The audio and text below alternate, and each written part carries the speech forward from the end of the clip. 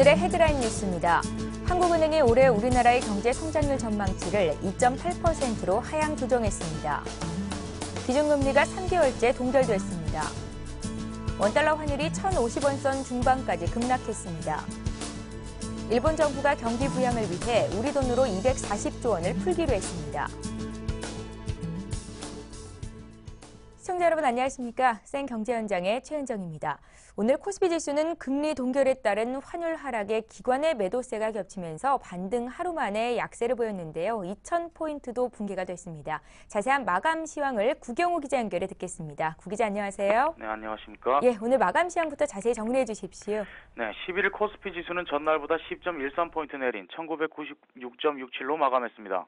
전날 뉴욕 증시가 유로존 경제가 올해 말부터 회복될 것이라는 유럽 중앙은행 총재의 발언과 중국 무역 지표 개선에 힘입어 상승 마감한 가운데 코스피도 외국인의 순매수에 힘입어 상승 출발했습니다. 하지만 금융통화위원회의 금리 동결 소식과 원달러 환율이 하락하면서 프로그램과 기관의 매물이 쏟아지며 2,000포인트 선을 반납했습니다. 개인이 1,677억 원을 순매수했지만 기관이 1,562억 원, 외국인이 104억 원어치를 내다 팔며 지수를 끌어내렸습니다. 업종별로는 전기가스업과 음식료품, 종이목재가 올랐습니다. 증권과 운송장비, 금융업, 섬유의복은 하락했습니다. 시가총액 상위 종목 중에서는 전기료 인상 기대감에 한국전력이 2.59% 오르며 가장 많이 올랐고 SK하이닉스, SK텔레콤, 삼성전자도 상승했습니다. 반면 현대모비스, 기아차, 현대차는 약세를 보였습니다. 예, 세계적인 상장 지수 펀드 운용사인 뱅가드의 벤치마크 변경이 외국인 매매 패턴을 변화시키는 데 큰 영향이 없는 것으로 분석되고 있다는데 어떻습니까? 네, 이날 유가증권 시장에서 외국인은 104억 원어치를 내다 팔며 소폭 순매수를 기록했습니다. 당초 이날은 뱅가드의 벤치마크 변경 여파로 외국인의 대거 이탈이 우려되는 상황이었습니다. 뱅가드는 전날 이머징 ETF 등 글로벌 펀드 6개에 대한 벤치마크 지수를 모건 스탠리 캐피털 인터내셔널 지수에서 파이낸셜 타임즈 증권거래 지수로 변경한다고 공식 발표했습니다. 한국은 모건 스탠리 캐피털 인터내셔널 지수에서는 이머징 국가로 분류되지만 파이낸셜 타임즈 증권거래 지수에서는 선진국에 포함됩니다. 따라서 뱅가드의 이머징 ETF가 파이낸셜 타임즈 지수를 추종하게 되면 비중 축소로 국내 증시도 부정적 영향을 받을 수밖에 없다는 게 시장의 우려였습니다. 하지만 전문가들은 자금이 한꺼번에 빠져나가는 것이 아니라 올해 6월 말까지 25주에 걸쳐 일주일에 4%씩 유출될 전망이라 시장에 큰 충격은 없을 것이라고 판단했습니다. 예. 회계 부정에 대한 처벌 수위가 대폭 강화된다는데 어떤 내용입니까? 회계 부정에 대한 처벌 수위를 기존보다 최대 3배까지 강화하는 방안이 추진됩니다. 금융투자업계와 국회에 따르면 정호준 민주통합당 의원 외 15인은 회계 부정을 저지른 자의 형사처벌을 강화하는 내용의 주식회사 외부 감사에 관한 법률 일부 개정안을 10일 발의했습니다. 개정안에 따르면 감사인이나 감사인 선임위원회 위원 등이 회계 부정을 눈감아주는 조건으로 부정청탁이나 금품 수수 등을 요구할 경우 행해지는 형사처벌의 수위를 기존 징역 3년, 벌금 3천만 원 이하에서 징역 7년, 벌금 1억 원 이하로 크게 높였습니다. 거짓으로 재무제표를 작성하거나 회계정보 등을 위조 또는 변조하는 자에 대해서도 징역 5년 5천만 원 이하의 벌금에서 징역 7년, 벌금 5천만 원 이하로 형사처벌이 대폭 강화됩니다. 예. 오늘 증시 관련된 소식을 구경호 기자 통해서 들어봤습니다. 잘 들었습니다. 감사합니다.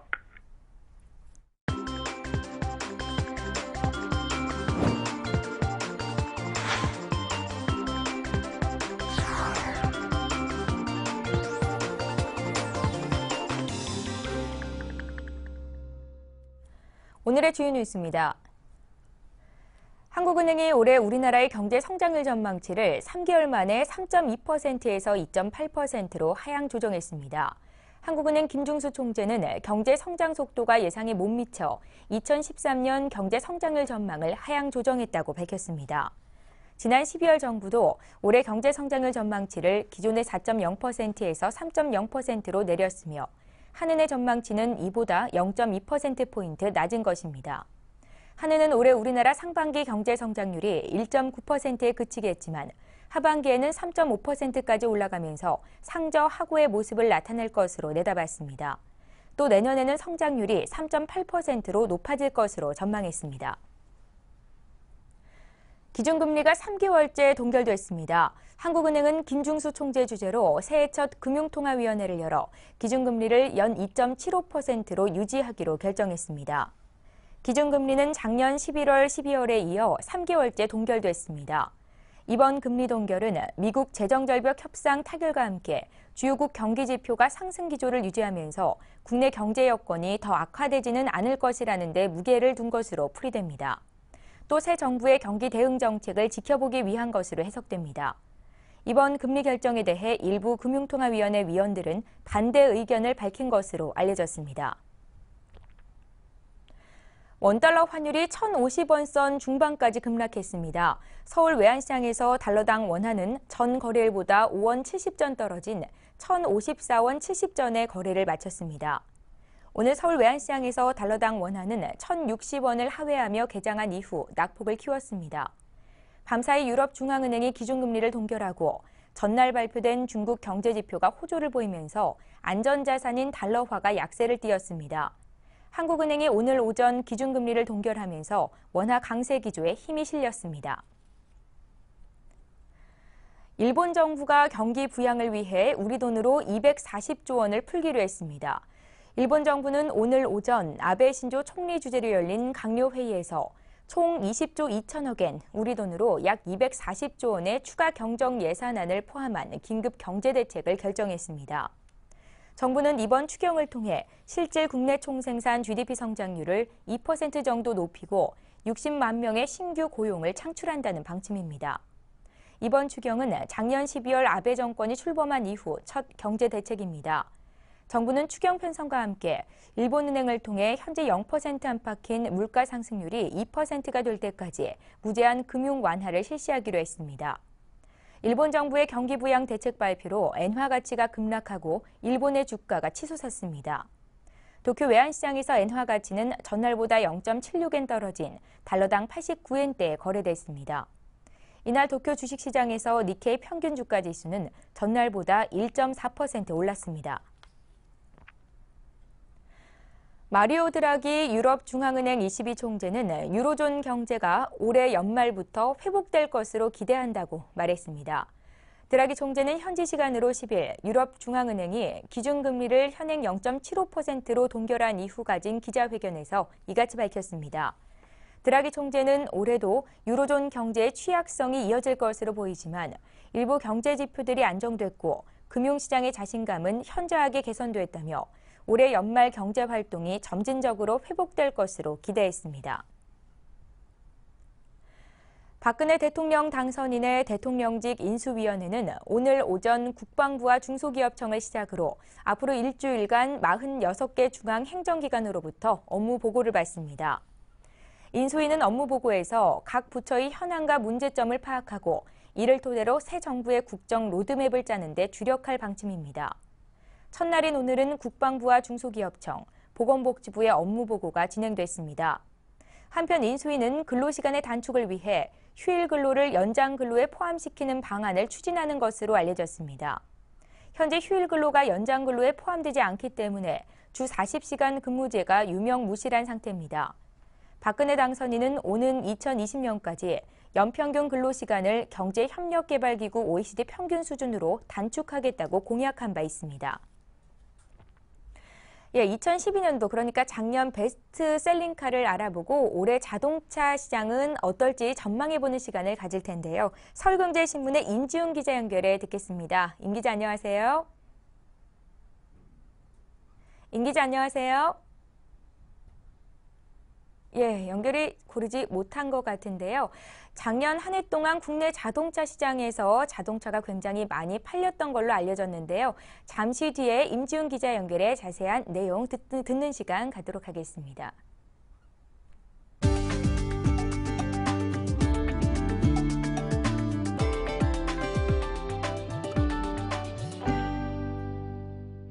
애플은 저가 아이폰을 출시할 계획이 없다고 선을 그었습니다.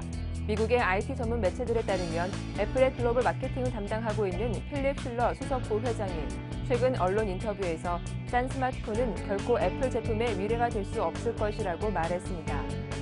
이는 애플이 올 연말 저가 아이폰을 출시할 것이라는 일부 언론 보도를 공식 부인한 것으로 해석됩니다. 슐러 부회장은 애플은 시장 점유율 몇 %를 더 얻으려고 싼 스마트폰을 판매하는 것에는 관심이 없다며 판매량 기준 애플의 스마트폰 시장 점유율은 20% 정도이지만 이윤을 기준으로 하면 점유율이 75%나 된다고 설명했습니다.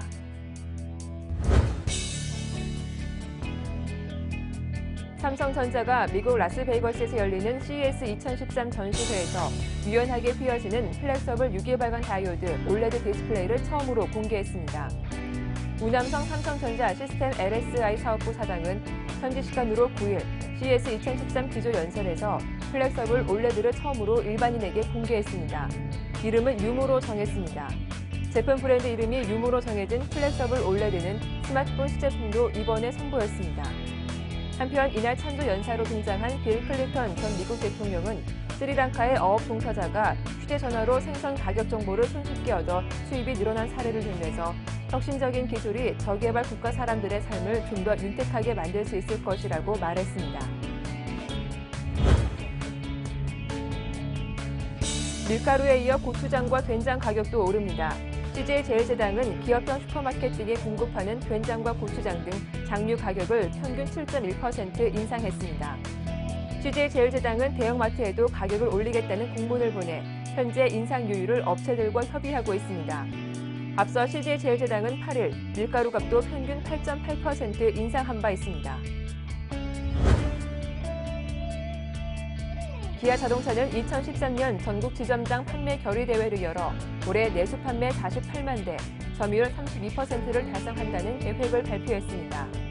기아차는 올해 KR 시리즈, 모닝, 레이 등 판매를 강화하고 카렌스 후속 모델, 소울 후속 모델 등 신차를 성공적으로 출시해 안방시장 공략에 나섭니다.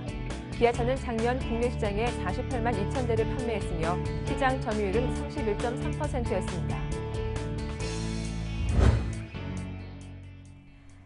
예, 경기가 부진했던 지난해 국내 자동차 시장에서는 어떤 차들이 선전했는지, 그리고 올 한해 자동차 시장은 어떻게 전망되는지 자세한 이야기 나눠봅니다. 서울경제신문의 인지훈 기자를 다시 한번 연결해 볼게요. 임 기자, 안녕하세요.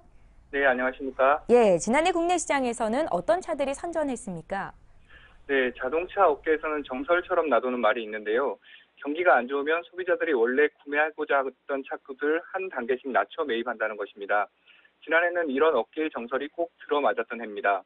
2012년 국내 자동차 시장은 대형보다는 중형을, 중형보다는 소형 및 경차를 선호하는 현상이 뚜렷하게 나타났습니다. 현대차 아반떼가 1999년부터 2010년까지 12년 연속 베스트셀링카였던 소나타를 제쳤고요. 소나타는 그랜저를 누르고 판매량 2위를 차지했습니다. 아반떼는 연 판매량 11만 1,200여 대를 기록, 국내 판매량 1위를 유지했습니다. 아반떼에 비해 상대적으로 덜 팔린 소나타였지만 한 단계 위급인 그랜저와 비교해보면 판매량이 15,000여 대 더 많았습니다. 하지만 2011년에는 그랜저가 소나타보다 3,000여 대 더 많이 팔렸었습니다. 예, 그 밖에 지난해 국내 자동차 시장에서 주목해 볼 만한 특징적인 부분이 있었다면 함께 소개해 주십시오. 네, 2012년은 소형차들의 선전이 돋보이는 한 해이기도 했는데요. 경기가 얼어붙어 대부분의 차들의 판매량이 감소한 가운데서도 소형차의 판매량은 오히려 늘어났습니다. 기아차 프라이드, 현대차 엑센트, 한국GM 아베오 등 소형차들의 지난해 판매량은 2011년 대비 14% 증가했습니다. 기아차 모닝도 국내 판매량 3위의 랭크, 여전히 베스트셀링카임을 과시했습니다. 모닝은 지난해 국내 시장에서 9만 4천여 대의 판매량을 기록, 2008년부터 5년째 경차 판매량 1위 자리를 지켰습니다. 업체별 대표 차종의 인기도 눈길을 끕니다. 르노 삼성이 지난해 11월 선보인 뉴 SM5 플래티넘은 출시 일주일 만에 2,200대가 계약됐고 1일 계약 최고 기록을 경신하는 등 소비자들에게 좋은 반응을 얻었습니다. 쌍용차의 코란도C도 지난해 16,000여 대가 팔려 1만 대 수준이었던 2011년에 비해 판매량이 증가했습니다. 예, 그렇군요. 수입차 쪽은 어땠습니까? 지난해 수입차 신규 등록 대수는 13만여 대를 기록, 사상 최대 판매치를 경신했습니다. 직전해인 2011년에 비해 24.6% 증가한 수치입니다. 특히 승용차와 RV 차량의 점유율만 놓고 보면 수입차는 국내에서 처음으로 점유율 10%를 넘어섰습니다. 수입차는 2012년 국내 총 130만 6천여 대의 차량 판매 대수 가운데 14만여 대를 차지 10.01%의 점유율을 기록했습니다. 수입차가 점유율 10%를 돌파한 것은 지난 2002년 수입차가 시장 점유율 1%에 진입한 시점으로부터 정확히 10년 만입니다. 시장 트렌드를 살펴보면 소비자들이 프리미엄 브랜드 차량을 선호하는 현상이 뚜렷하게 나타났습니다. 브랜드별 등록 대수는 BMW가 2만 8천여 대로 3만 대에 육박했고 벤츠가 2만 대를 돌파했습니다. 이어 폭스바겐 1만 8천여 대, 아우디 1만 5천여 대, 토요타 만여대 순으로 나타났습니다. 이외에 BMW 미니, 포드, 렉서스 등이 5,000대 내외로 판매됐습니다. 예, 올해 국내 자동차 시장에서는 어떤 차들이 많이 팔리겠습니까? 네, 자동차 업계에서는 올해도 한 차급 맞춰 사는 경향이 지속될 것으로 보고 있습니다. 경기 침체에 빠진 내수 경기가 단기간에 좋아질 가능성은 낮아 보이기 때문입니다. 다만 몇몇 신차들은 지난해에 이어 올해도 선전할 것으로 전망됩니다. 현대차 SUV 산타페는 지난해 4월 신형 모델이 출시된 이후 6월 만 대가 넘게 팔리며 아반떼를 제친 바 있고요. 지난해 12월에도 9천여 대가 판매될 정도로 인기를 유지하고 있습니다. 기아차 K3의 상승세도 매서운데요. 9월 출시 이후 12월까지 총 2만 5천여 대가 판매된 인기가 쉽지 않을 것이라는 게 시장의 분위기입니다.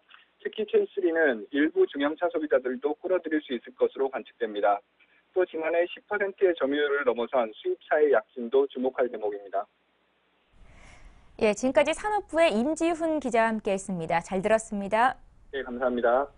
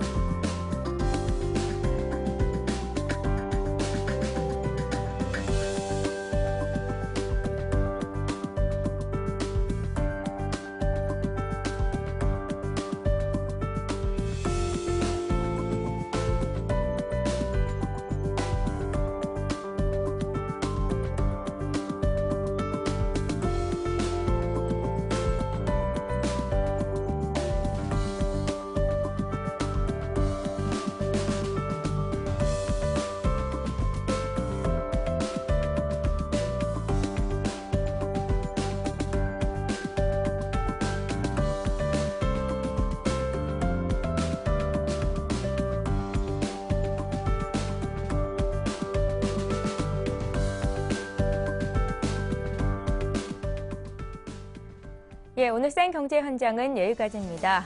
맹추위가 당분간 찾아오지 않을 거라는데 한파 특보가 풀렸다는 소식. 그러나 건강은 더 주의해야 할 시점이 아닐까 싶습니다. 감기 조심하시고요. 저희는 다음 주 월요일에 뵙겠습니다. 고맙습니다.